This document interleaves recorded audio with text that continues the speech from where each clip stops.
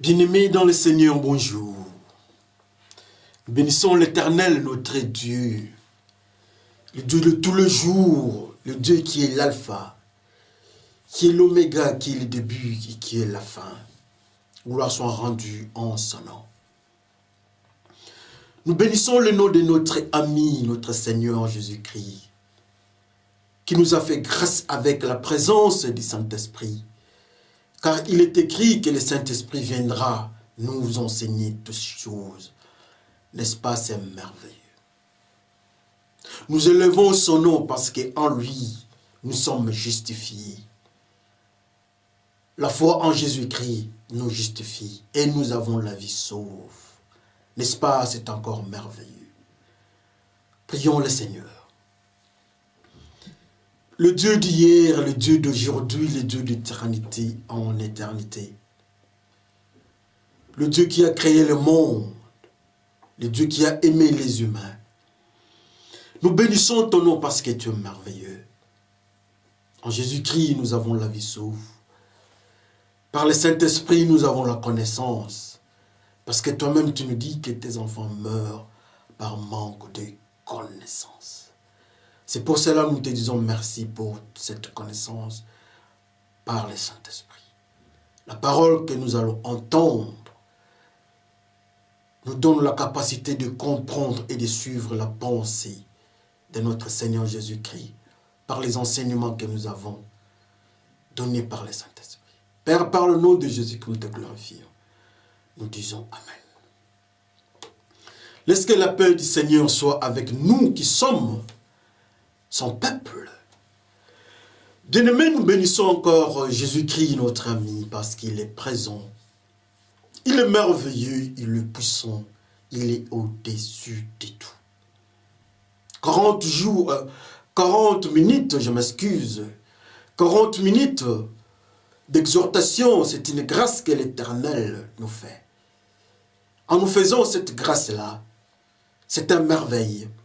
En nous faisant cette grâce-là, nous rentrons dans le système de la vie et nous quittons la mort. Sans plus tarder, nous allons lire notre exhortation de ces jours dans 2 livres. Le premier, c'est dans le livre de Révélation. Révélation 17, au 5e verset jusqu'au 6e. Révélation ou Apocalypse au 17e chapitre, dans son 5e et 6e verset. Lisons par le nom de notre Seigneur Jésus-Christ. Sur son front, un nom mystérieux est écrit. La grande ville de Babylone, la mère de prostituées et des actions horribles qui ont lieu sur la terre. Je vois que la femme est ivre. Elle a bu en abondance le sang de ceux qui appartiennent à Dieu, le sang des témoins de Jésus-Christ.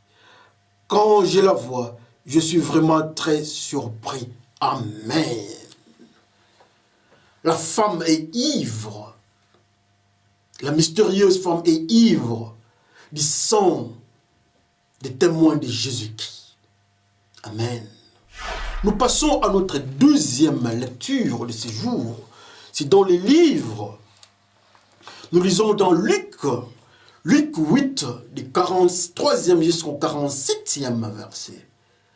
Luc chapitre 8, du 43e verset jusqu'au 47e. Lisons par le nom de notre Seigneur. Il y a une femme qui est malade. Depuis 12 ans, elle perd son sang. Elle a dépensé tout son argent chez le médecin. Mais personne n'a pu la guérir.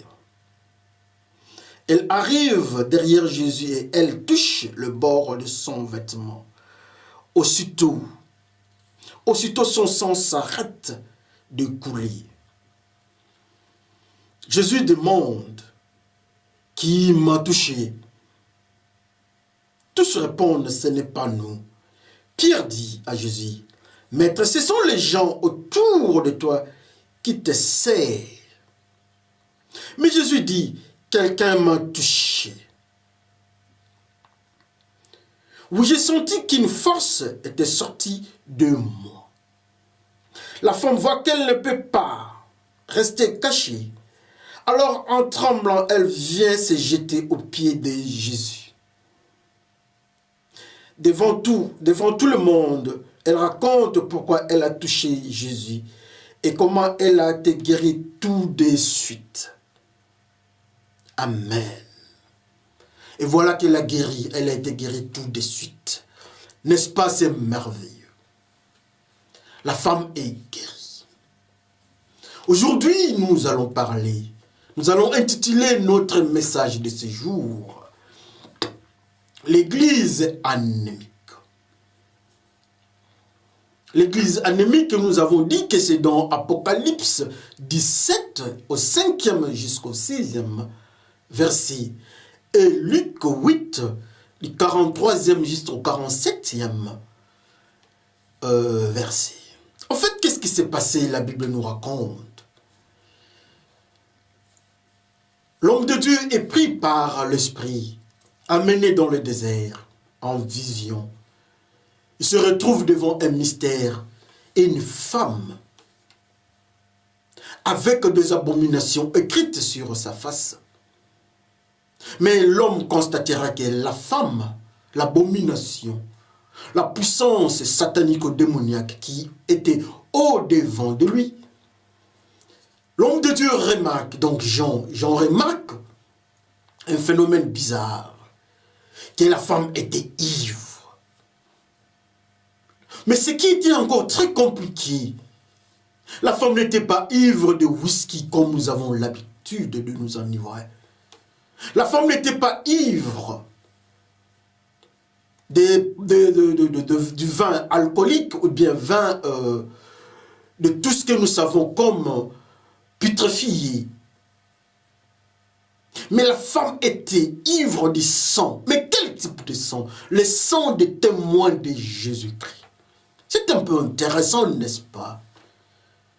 Avec plus de précision, la Bible nous confirme que oui, la femme est ivre. Oui, cette femme est ivre dans sa manière de vivre. Mais quelle est la source de son ivresse? La Bible nous dit que nous devons être ivres du Saint-Esprit, de la parole de Dieu. Mais voilà, cette femme, en contrario, cette femme est ivre du sang des témoins de Jésus-Christ, de ceux qui suivent Jésus-Christ. C'est ça sa nourriture. Alors très loin encore, comme nous avons dit dans Luc 8, 43-47, on nous raconte l'histoire d'une femme malade pendant 12 ans. Elle avait un peu de moyens. Elle se retrouve en cours et n'a plus rien. On lui a parlé de Jésus-Christ. Elle part, elle touche la robe, le pan de la robe de Jésus-Christ. Elle touche. En touchant cette robe, la Bible nous dit que la femme a remarqué un phénomène. Quelle était sa maladie? Cette femme avait un problème d'hémorragie. Elle avait des écoulements qui ne pouvaient et qui ne s'arrêtaient jamais. Mais quand elle a touché à la robe, au pan de la robe de Jésus-Christ, elle a remarqué l'arrêt des écoulements. Et ipso facto, Jésus-Christ a remarqué un phénomène aussi sur lui. Il posera la question aux disciples, il posera la question à ceux qui étaient autour de lui, qui m'a touché? Tous diront, pas moi. Mais Pierre, la Bible nous dit, Pierre dit à Jésus-Christ, mais non, qui t'a touché? Ce sont les gens qui te pressent, ce sont les gens qui te serrent, ce sont les gens qui veulent te toucher, tout le monde veut te toucher. Mais Jésus-Christ dit non, ce n'est pas de cette manière-là que je pose la question. Il y a quelqu'un, une personne m'a touché. Et cette personne, quand elle m'a touché, la personne, j'ai remarqué une force sortir de moi. Donc une personne a touché Jésus-Christ avec une réaction extemporanée, une réaction qui a suivi son action. Elle touche la personne, touche Jésus-Christ. Une puissance sort de Jésus-Christ. C'est la femme qui avait des écoulements, qui tombe au pied de Jésus-Christ et qui expliquera, qui parle à Jésus-Christ. Qu'est-ce qui s'était réellement passé? Alléluia. La femme est guérie. Et à la fin, après avoir suivi tout ce que la femme a dit, après avoir constaté la guérison miraculeuse de la femme, Jésus-Christ dira, ta foi t'a sauvé. N'est-ce pas, c'est merveilleux, frères et sœurs? Ce sont les deux textes que nous avons lus aujourd'hui. Mais entrons dans le couloir, dans notre couloir des enseignements. Entrons dans le couloir de la prophétie. Qu'est-ce que Dieu nous enseigne? Rentrons un peu sur la femme. La femme qui représente la méchanceté. L'homme de Dieu est pris en vision. L'homme de Dieu est parti avec la puissance dans le désert. Dans la même zone que Jésus-Christ était pris, était émené par le Saint-Esprit dans le désert. Pourquoi le désert? Le désert, c'est là où habite le diable. La Bible nous dit que Jésus-Christ était amené dans le désert pour être tenté par le diable. Si on peut bien comprendre que c'est dans le désert que le diable habite. Mais qu'est-ce que le désert? Le désert, c'est une zone qu'on ne trouve pas la vie. Ou encore, c'est une zone qui est caractérisée par la mort. Il n'y a pas de vie. Il n'y a pas de plantes, moins encore des animaux. Il n'y a qu'une présence de ce qui est mort. Et le diable, la Bible nous dit que le diable habite là-bas. Jésus-Christ est la vie. Donc le désert est un milieu dans le monde prophétique. Le désert est un milieu là où Jésus-Christ n'y est pas. Le désert est un milieu qui habite ou dominé par le diable. Le désert, c'est un milieu là où Jésus-Christ est absent. Un milieu dominé par le diable est le même milieu qui est dominé par l'absence de Jésus-Christ. Et c'est dans ce milieu qu'on retrouvera la femme qui représente la méchanceté.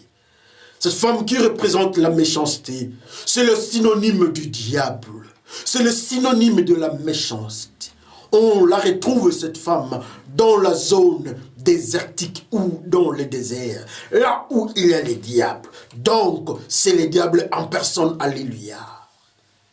Alors, quand on a vu la femme qui représente la méchanceté, la femme était caractérisée par des propos, par des mots, par des écritures horribles, des écritures qui offensaient la gloire de Dieu, les injures, les abominations. Pourquoi les abominations? C'est parce que c'est le diable lui-même. Le diable a comme caractéristique les injures à l'égard de Dieu. Donc tous ceux qui sont avec les diables, d'une manière ou d'une autre, ils sont marqués par les injures. Ils sont marqués par le comportement injurieux du diable à l'égard de Dieu. Ceux qui habitent dans le désert. Or, le désert, c'est le monde. Le désert, c'est notre civilisation. Ceux qui sont en dehors de Jésus-Christ. Le loi, le commandement, les civilisations, le politique, les éducations, le groupe de pression, le politique, les armées, le peuple, les langues, les tribus, les coutumes qui sont en dehors de Jésus-Christ.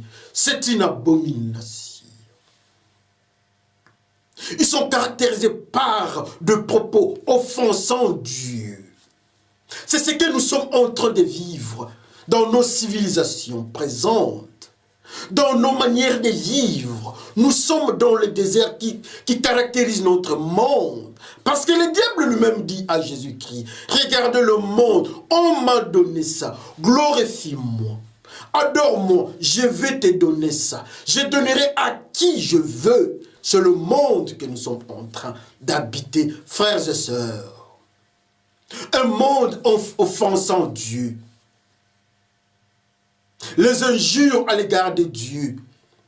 Donc tous ceux qui sont en dehors de Jésus-Christ, d'une manière ou d'une autre, dans leur présentation spirituelle, dans leur scanning spirituel, il n'y a que les abominations qui les caractérisent, parce qu'ils sont du côté du diable.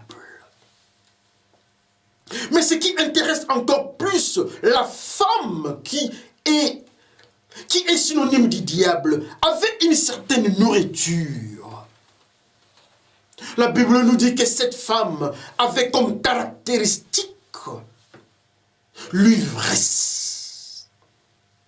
Cette femme est ivre. La méchanceté est ivre. Le diable est ivre. Le prince du monde noir est ivre. Mais ivre de quoi? Le diable est ivre du sang. Le diable est ivre du sang des témoins de Jésus-Christ. Ou encore, le diable cherche ceux qui sont avec Jésus-Christ.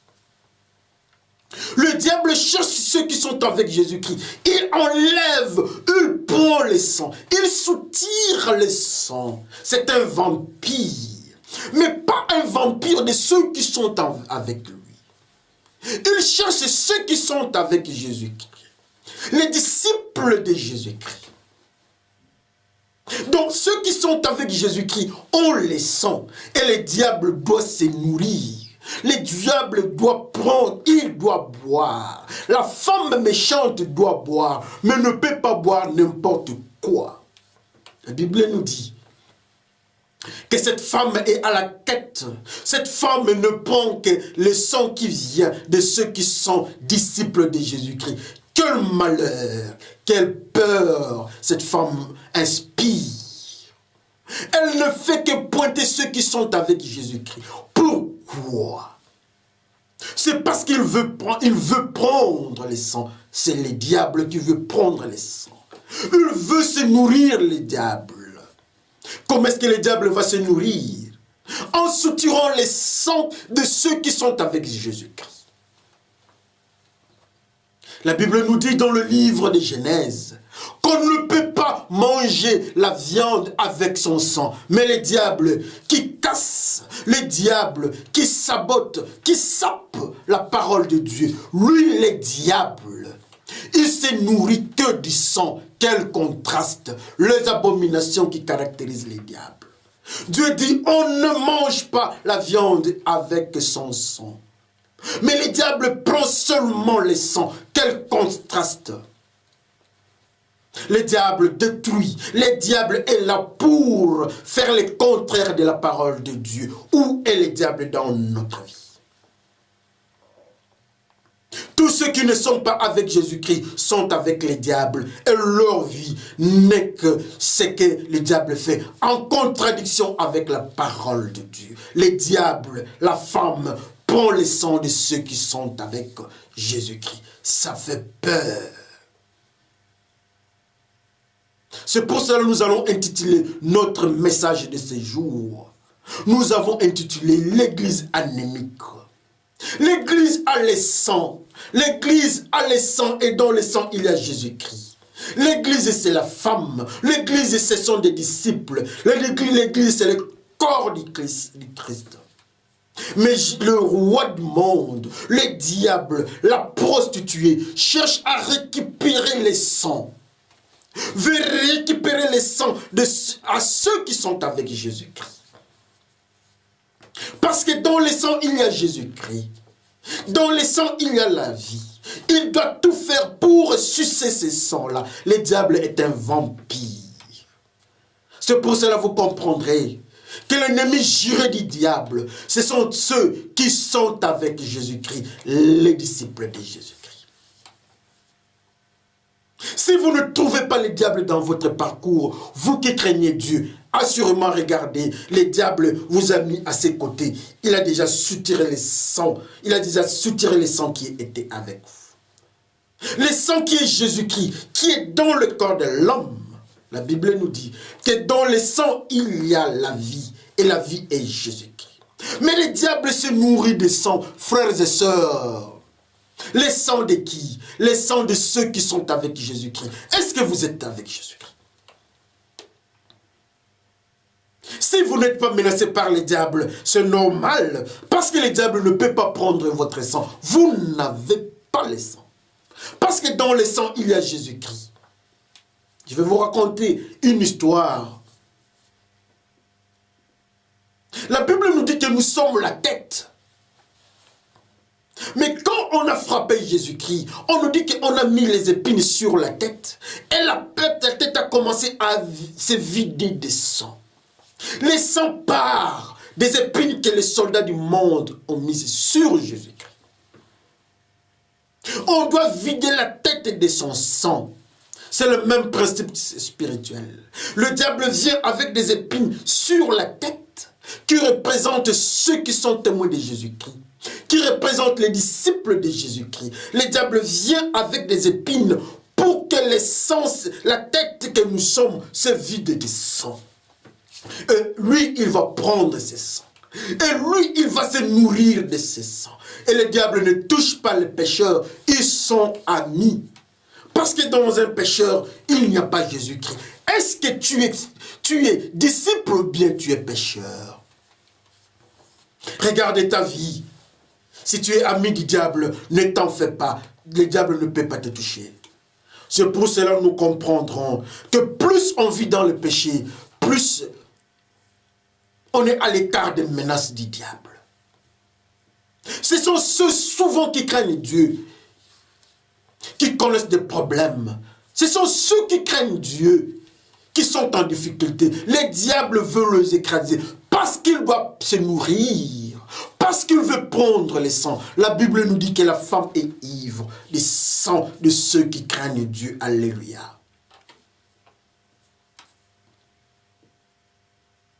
Quel malheur pour ceux qui aiment Dieu. Quel malheur de voir le diable derrière eux. Mais racontons encore une deuxième histoire. La Bible nous dit que nous sommes la femme. Mais voilà une femme qui est malade. 12 ans de maladie. Il y a un coulement de sang. C'est cette femme-là qui s'appelle l'Église, n'est-ce pas? Elle fait 12 ans, cette femme-là. Le diable ne fait que sucer son sang. Pendant 12 ans. La femme fait 12 ans à l'absence de Jésus-Christ. Elle habite les déserts. Oh, cette femme qui est anémique. Comme nous avons nommé notre titre, notre intitulé de ce jour, la femme, l'église anémique. C'est cette femme qui est anémique. Et cette femme, c'est toi. Cette femme, c'est moi. La femme n'a plus de sang. Mais le sang part où? La femme ne fait que perdre son sang. Le sang ne fait que se vider. Chaque jour, elle avait l'argent. Le monde ne peut pas aider cette femme. La médecine ne peut pas aider cette femme. Son environnement, la nourriture ne peut pas aider cette femme.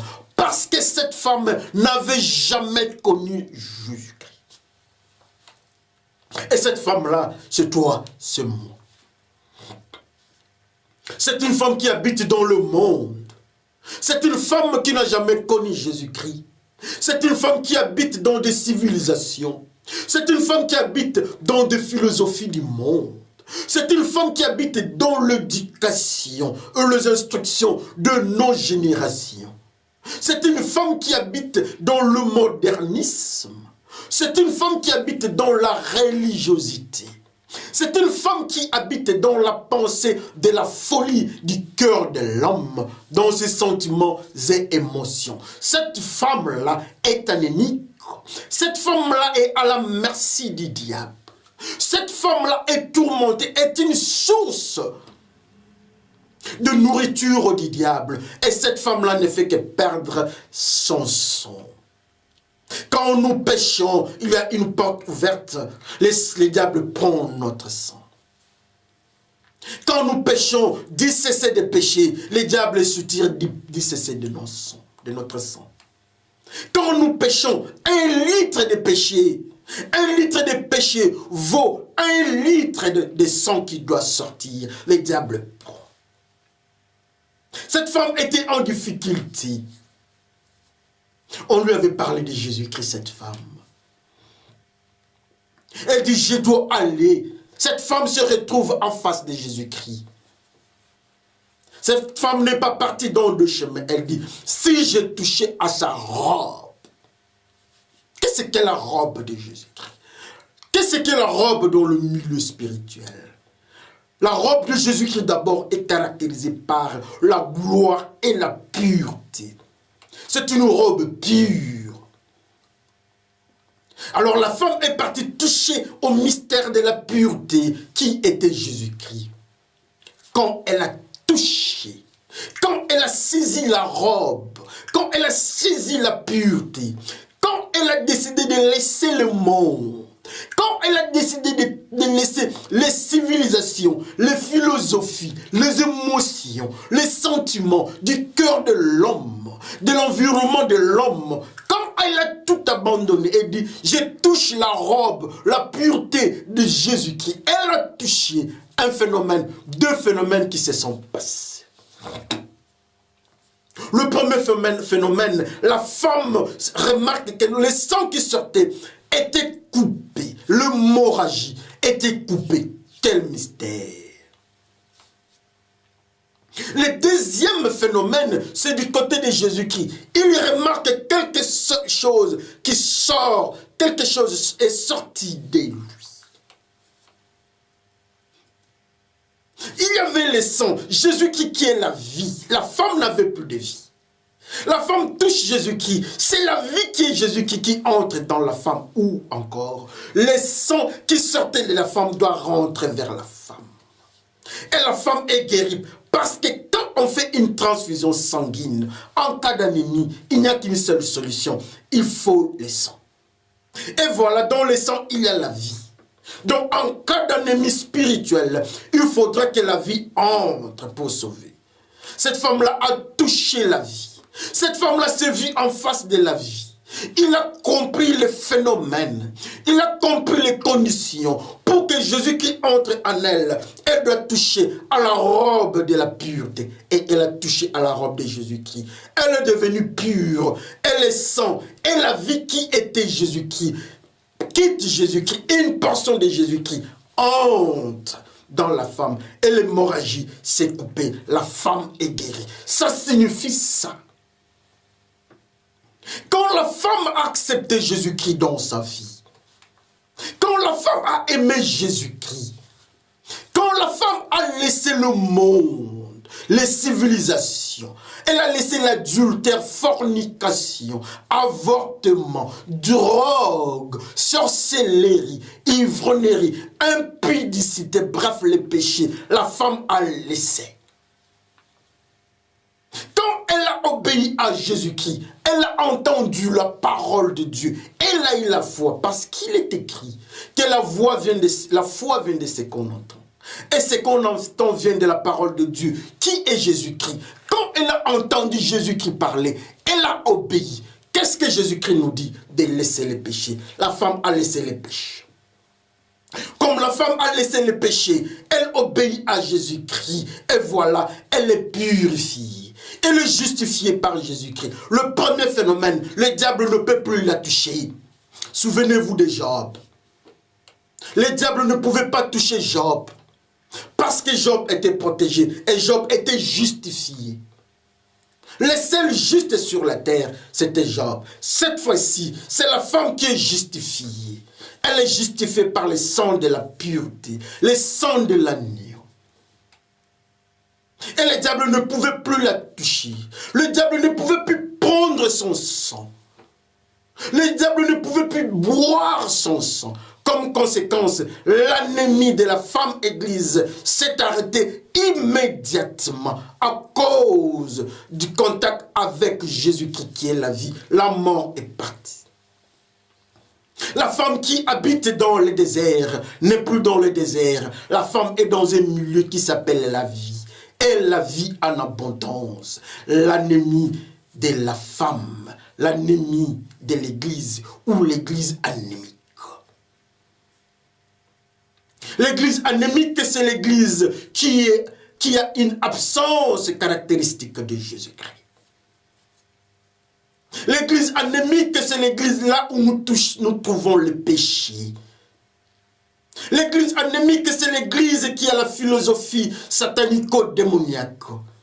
Là où les diacres anciens font la loi dans la prostitution et adultère, c'est l'église anémique. L'église anémique, c'est cette église-là que l'adultère, les avortements, le clientélisme, l'argent a pris de l'espace. La parole de Dieu qui est Jésus-Christ a disparu. L'église anémique, c'est cette église qui est dans le loi de la religiosité. Avoir des habits blancs, avoir des Bibles, ce n'est pas mal de prendre les Bibles, mais obéissons, pratiquons ce que la Bible nous dit. L'église anémique, c'est cette église qui est dans le symbolisme religieux. Mais à l'intérieur, c'est un tombeau blanchi. L'église anémique, c'est cette église qui est dans le principe du refus, du pardon. Comme le responsable de l'église avait refusé de pardonner Judas. L'église anémique, c'est cette église qui s'est décidée de tuer Lazare. Parce que les gens venaient voir Lazare qui est ressuscité. Et ils devaient aussi accepter la parole de Jésus-Christ. Donc il faut tuer Lazare. C'est une église qui est dans des tueries, dans des empoisonnements, dans des avortements. Ça, c'est une église anémique. L'église anémique, c'est cette église qui est dans le séparatisme. C'est dans cette église, quand le pasteur est blanc, tout le monde accepte le blanc. Tout le blanc vient dans cette église. Si les pasteurs, eux, noirs, ce ne sont que des noirs qui choisissent. C'est cette église-là qu'on regarde la forme du nez. Le pasteur, pardon, a le nez long ou un nez court ou bien arrondi. Les disciples, les fidèles choisissent quel type de nez il faut aller. C'est là où les disciples choisissent. Est-ce que notre pasteur a des cheveux blancs ou noirs? C'est ce type d'église là où les fidèles choisissent les origines du pasteur. Le pasteur vient du Moyen-Orient, c'est un arabe. Comme je suis arabe, marocain, algérien, je dois aller là-bas. C'est dans cette église-là qu'on regarde le pasteur qui dit « Motenabino », on comprend que ce sont des Congolais. Alors tous les Congolais qui partent là-bas, au nom de parler à Lingala en Swahili, Kikongo et Chiluba, ça c'est une église anémique. Comme conséquence, les diables ont pour nourriture le sang. Il n'y a pas Jésus-Christ là-bas. Parce que les diables vident Jésus-Christ de toutes ces églises. L'église anémique. L'église anémique est différente de la femme église, qui est la femme de Jésus-Christ. Mais regarde cette femme qui était anémique comme toi, qui était anémique comme moi. Mais on lui avait parlé de Jésus-Christ. Comment parler de Jésus-Christ? On lui dit pour être avec Jésus-Christ, pour arrêter l'hémorragie, pour ne plus être une femme anémique, pour cesser l'anémie, il faut prendre les fers. Il dit non, non, ce n'est pas une histoire de prendre les fers ici. Il faut prendre ABC. Et elle dit non, non, non, non, non. Mais quelqu'un lui a parlé de l'évangile de Jésus-Christ. Là où on nous dit d'être pur. Et la Bible nous dit que la femme est partie toucher à la robe. Seulement la robe de Jésus-Christ. Et Jésus-Christ constate. Jésus-Christ constate qu'une partie de lui-même l'a quitté. Donc Jésus-Christ est entré dans la femme. Et quand Jésus-Christ est entré dans la femme, Jésus-Christ qui est la vie qui est dans le sang, cette femme-là ne devait plus être anémique. Et comme conséquence, comme Jésus qui est dans la femme, automatiquement le diable n'a plus de place. Le diable doit quitter cette femme-là. La femme n'est plus anémique, la femme redevient normale. Alléluia. Comme conséquence, la femme devient le temple du Saint-Esprit. C'est le diable qui veut toucher Pierre. Le diable vient demander à Jésus-Christ, donne-moi Pierre, je vais les cribler comme les blés. Le diable demande, mais Jésus-Christ n'autorise pas. Mais est-ce que le diable peut aussi demander à Jésus-Christ pour te toucher? Si réellement tu es l'Église, si réellement tu es l'enfant de Dieu, le diable ne peut pas te toucher, comme il a dit à Dieu. Mais je ne peux pas toucher Job parce que tu le protèges. La femme n'est plus anémique. La femme n'est plus anémique à cause de la pureté en Jésus-Christ. La pureté, ce n'est pas dans l'eau bénite. Ça, ce sont des aventures. Dans l'église catholique, l'eau bénite. Dans les églises pentecôtistes, l'eau bénite avec de l'huile, avec de mouchoirs. Le diable n'a jamais été dans la sueur, il n'a pas besoin de mouchoirs. Le diable n'a pas besoin d'huile pour que les démons quittent ou de l'eau bénite. Non, non, non, non, non. Le diable n'a pas peur de robes, de longues robes blanches. Non, non. Qu'on se parle bien. Le diable n'a pas pitié des pauvres, ou bien il n'a pas peur des riches. Non, non. Mais quand la femme a touché à la pureté, le diable s'est arrêté. Est-ce qu'on peut comprendre ça? Qu'est-ce qui est touché à la pureté? C'est le péché. Notre ennemi numéro 1 dans notre cœur, c'est la sainteté. Plus on est avec Dieu, plus nous devenons saints, plus le combat devient rude. Le combat devient compliqué parce que le diable veut prendre, il veut venir, mais il n'a pas de place. N'est-ce pas c'est merveilleux d'être un enfant de Dieu?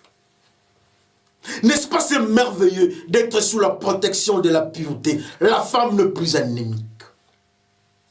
Mais cette femme-là peut être toi. Cette femme-là peut être moi. Mais comment être cette femme-là? Il faut toucher à la robe. Combien aujourd'hui nous disons que nous sommes saints? Nous racontons des choses. Nous sommes enfants de Jésus-Christ. Nous sommes l'église. Nous sommes la femme. Nous sommes l'épouse. Nous sommes la mariée. Ça, c'est une bonne chose. Mais est-ce que Jésus-Christ a remarqué notre impact sur lui? Jésus-Christ remarque quelque chose de sortir de lui parce que la femme l'a touché. Est-ce que moi, Buffalo, quand je touche Jésus-Christ, est-ce que Jésus-Christ a remarqué quelque chose? Oh, moi, je touchais Jésus-Christ. Mais est-ce que Jésus-Christ a remarqué? Oh, toi, tu as touché Jésus-Christ. Est-ce que Jésus-Christ a remarqué? C'est vrai, pour que tu saches que tu as touché Jésus-Christ, l'hémorragie, la présence du diable doit cesser dans notre vie. Les manifestations satanico-démoniaques doivent quitter. C'est tellement simple. Si tu étais dans les injures, laissez les injures. Les injures doivent quitter. Si nous étions adultères, fornicateurs, avec Jésus-Christ, l'adultère, fornication doit nous quitter. Le respect de la vie conjugale doit s'établir. Si nous étions dans le détournement de l'argent, de l'église ou du gouvernement, mais quand nous sommes avec Jésus-Christ, et que Jésus-Christ entre en nous, le détournement doit cesser. Parce que le détournement est un tuyau là où le diable récupère notre sang. Là où le diable nous fait vider du sang. Mais aujourd'hui, le message est tellement simple que cette femme-là avait touché à la pureté. La pureté, ce n'est pas toucher à la religiosité. Ce n'est pas avoir des chapelets ici. Non. Le diable n'a pas peur des chapelets. Ce n'est pas d'avoir la Bible ici. Chaque jour avec la Bible qui commence même à se déchirer. Au moment où de l'autre côté nous avons la cigarette. Je vais vous raconter une histoire malheureuse. J'ai vu ça 2 fois en Europe. avant d'aller à l'église, même le prédicateur qui doit nous prêcher, il part dehors d'abord, il fume. J'ai vu ça. Il fume d'abord, après il entre à l'église pour nous prêcher. Oh non, non, ça c'est un prédicateur anémique.